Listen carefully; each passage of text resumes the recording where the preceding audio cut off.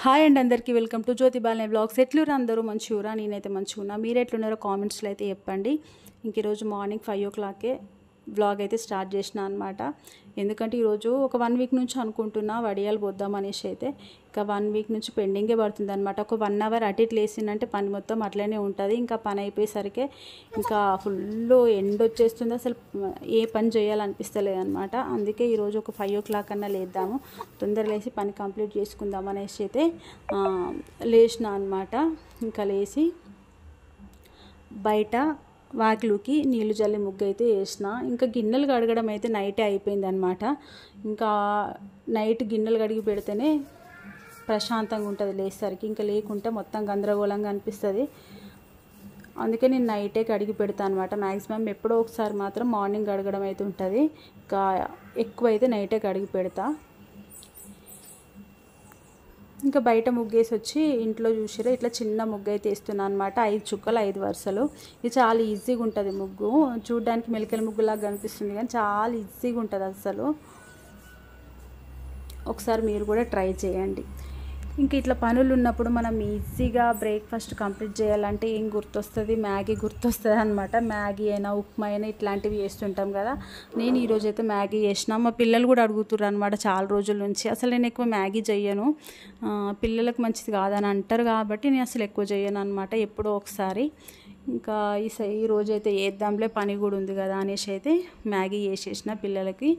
ఇంకా వడియాలు అన్న కదా, వడియాల కోసం అయితే ఇంకా నీళ్ళు అయితే పెట్టిన అనమాట. ఎసరైతే పెట్టేసిన, దాంట్లో కొంచెం ఉప్పు జీలకర్ర ఇవి 2 వేసి అయితే పెట్టిన అనమాట. ఇంక ఎసరైతే వచ్చేసింది.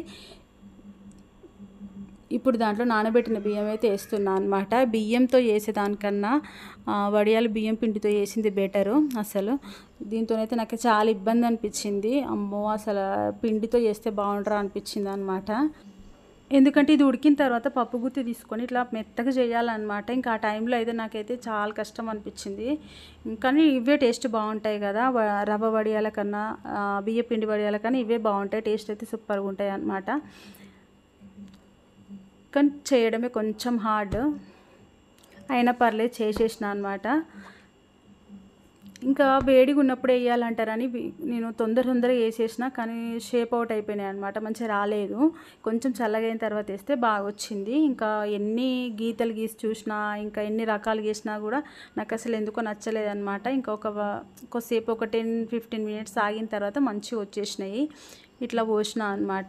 ఇవి క్లాతులు వేస్తే మాత్రం వడియాలు ఆరిపోయిన తర్వాత వాటర్ చల్లుకుంటూ తీస్తే ఈజీగా వచ్చేస్తాయి అనమాట. ఇట్లా నేను ఒక డబ్బాలు అయితే స్టోర్ చేసి పెట్టిన. ఇంక ఇప్పుడు ఆయిల్లో ఫ్రై చేస్తాను అనమాట. ఇవి మనం పప్పు చేసినప్పుడైనా, పప్పు చారులోకైనా స్నాక్స్ లాగా కూడా తినొచ్చు మనం. మనకైనా పిల్లలకైనా సరే స్నాక్స్ లాగా కూడా యూజ్ అవుతాయి. ఒక 1 year అయినా ఉంటాయేమో నాకు తెలిసి, ఎక్కువ క్వాంటిటీలో వేస్తే. ఇంకా నేనైతే కొన్ని వేసిన కాబట్టి ఇంకా దీంతోనే సరిపెడతా. ఇంకొకసారి ఇవి చెయ్యను అనమాట. రవ్వతో అయినా లేకుంటే బియ్యం పిండితో అయినా వేసేస్తా. ఇంకా లంచ్కి అయితే ఎగ్ టమాటో కర్రీ అయితే వేసిన అనమాట. ఇంకా లంచ్ తినేసి కొద్దిసేపు అట్లా 1/2 hour అట్లా కూర్చున్నానో లేదో మళ్ళీ నెయ్యి అయితే వేస్తున్నా.